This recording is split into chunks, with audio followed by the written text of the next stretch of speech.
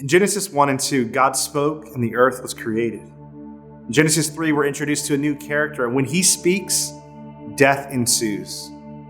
As the chapter begins, everything's good.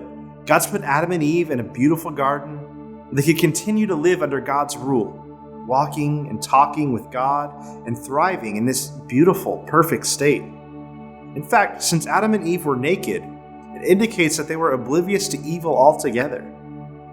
But then Satan shows up. Chapter 3 starts with the introduction of a serpent. And this serpent asks Eve, did God really say? You see, so often temptation starts with just simple questions. Did God really say to wait until marriage? Did God really say I shouldn't? Fill in the blank. I mean, good things always happen when we question God's character, right? So go ahead, take a minute and read Genesis 3, 1 through 13.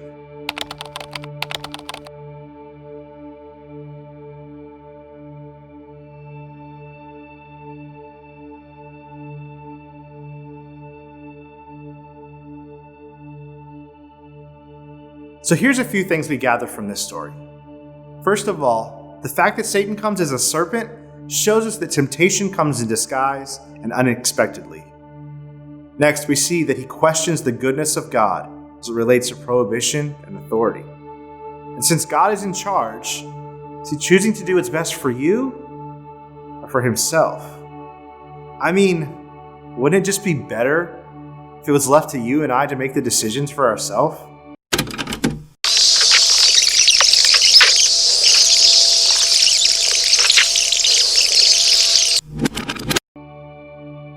Then Satan blatantly contradicts the penalty of death promised by God. This is a lie, and Satan is not above lying. So often the best lies have just enough truth in them. And so Eve sees the fruit, that it looks good, and she tastes it, and then gives it to Adam. Instead of refusing, he gives in also and disobeys God. You see, Satan knows our weaknesses. He knows our desires. He knows the things that we'll have trouble resisting. And he tells us just enough truth, covered in lies, that we often give in and sin. You see, we struggle with a tempter. Paul says in Ephesians 6:12 that our battle is not against flesh and blood. You see, there's a spiritual force at work all around us, fighting against our desire to follow God and his word. It doesn't mean that we can't resist temptation, but we must recognize that there is an enemy. And if we don't know who we're fighting or how they fight, it's often hard to fight back. So Adam and Eve eat the fruit and immediately they feel shame. They feel guilt. And they recognize that they're naked. And their nakedness, which represented innocence a chapter earlier, now represents their vulnerability. They cover themselves and they hide from God. And even though they covered their nakedness and hid from God, they could not shake the guilt and shame that they were feeling. So God finally shows up and asks where they are. You see, normally they would be right there with God. But now the sin has damaged their relationship with him. And so God asked them what happened.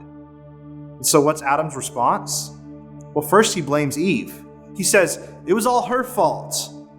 But God wasn't buying it. And so Adam says, God, it was this woman that you gave me. He blames God. And then, when that doesn't work, he blames the snake. But the problem was just beginning for them. They didn't feel the full effects of sin until God removed them from the garden.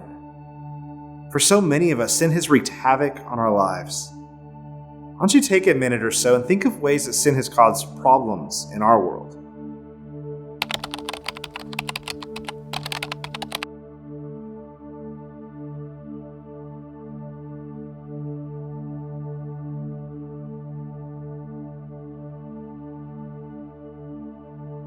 For you and I, temptation is a common occurrence. We're tempted to lie, cheat, steal, gossip, disobey our parents, react out of anger and lust.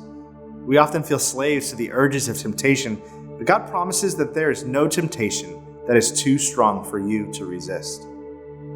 as long as you allow God to work in you to resist it. Right? It says that he will provide a way out. But also, we're not perfect. And so we'll give in to temptation and sin. But when we do, we don't have to live with guilt and shame forever because God has provided a way out of sin.